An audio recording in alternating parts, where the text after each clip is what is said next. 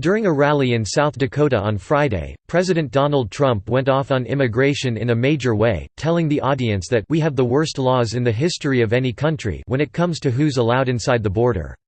With the midterms rapidly approaching, Trump was stumping to try to shore up his support in the upper Midwest by boosting the Republican candidate for governor of South Dakota, U.S. Rep.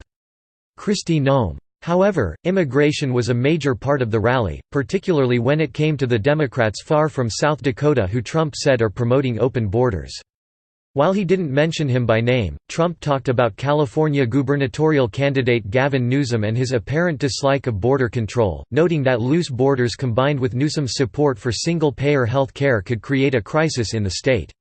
"What happens," I said, "if the entire world decides to go to California because they get free health care, free medical care and free education?" Trump said. "California has just increased in size to 500 million people.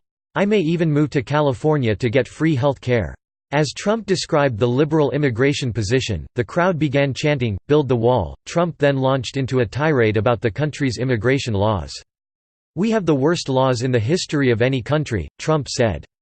"We have laws, catch and release, you catch them and then you release them and you tell them, come back to court. Let's see, we can get you a hearing in 3 years, please be back in 3 years, and they don't understand what you're saying because they don't speak the language. Many of them are greeted by lawyers at the border. You know that, right? You have lawyers standing at the border saying, repeat after me, read this statement, I have been abused, I need safety, it is for my personal health. Oh, okay, congratulations. You've just become a citizen of the United States of America.